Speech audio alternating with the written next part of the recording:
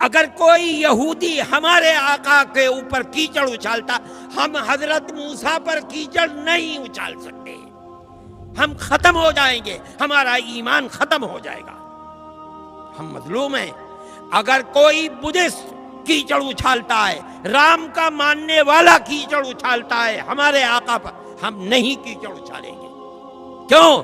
قرآن نے کہا ہے وَلَا تَسُبُّوا الَّذِينَ يَدْعُونَ مِن دُونِ اللَّهِ فَيَسُبُّوا اللَّهَ عَدْوًا، جانتے ہوئے کہ یہ پرستش اللہ کی نہیں کر رہا ہے، اللہ نے ہمیں منع کیا ہے تم انہیں برا بھلا مت کہو، ہم نہیں کہتے برا بھلا۔ آپ نے دیکھا ہوگا رام کو ہم نہیں برا، ہمارے سر اور آنکھوں پر ہم ان کا احترام کرتے ہیں، ہم مہاتما بدھ کا احترام کرتے ہیں۔ رہ گئی یہ بات کہ ان کی تعلیمات کے اندر شرک و کفر ہے۔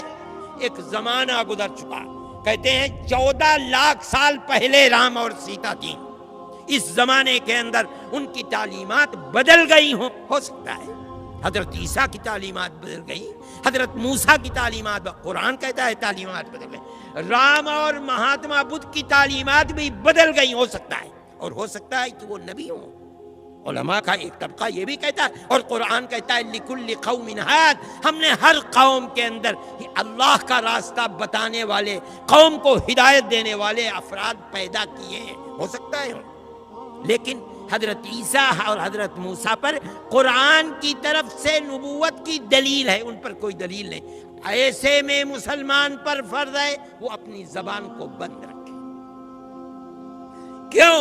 کسی نبی برحق پر کیچڑ اچھالنا جس طرح ایمان سے باہر کر دیتا ہے، اسی طرح نبی غیر برحق کو نبی کہنا اسلام سے باہر کر دیتا ہے۔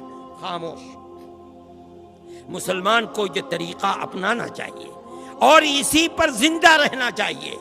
دوسرے ظلم کر رہے ہیں، ہماری آنکھ ہماری زبان بند ہے، ہم کچھ نہیں کہہ رہے ہیں، صرف احتجاج، اور احتجاج بھی اس حد تک جو تمہیں تمہارے دستور نے حق دیا ہے، اور وہ یہ ہے جا کر اپنا احتجاج لکھوا دو، رپورٹ درج کرا دو، اگر نہیں بس چلتا آگے بڑھ کر کے کورٹ میں پہنچ جاؤ، مقدمہ دائر کر دو، یہاں تک تمہارا حق ہے۔ اس سے زائد بڑھو گے تو ملک کے اندر امن و امان قائم نہیں رہے گا، اکثریت کا بھی نقصان ہوگا، اقلیت کا بھی نقصان ہوگا۔ دیکھو ابھی تمہارے برابر میں ہانس روڈ کے اندر ہو گیا، ہندوؤں کا بھی قتل ہو گیا، مسلمانوں کا بھی قتل ہو گیا، دکانیں بھی جل گئیں، بات کچھ بھی نہیں تھی۔ میرے بھائی، جمعیت علماء کبھی جذبات سے نہیں کھیلتی، ہم نہیں کھیلیں گے۔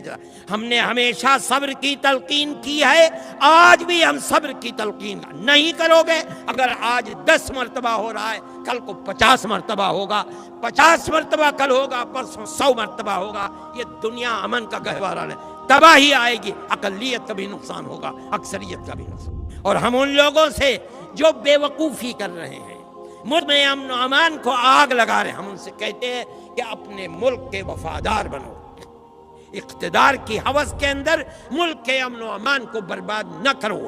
اگر کرو گے تو یاد رکھو تاریخ کے اندر تم ملک کے سب سے بڑے غدار اور دشمن سمجھے جاؤ گے۔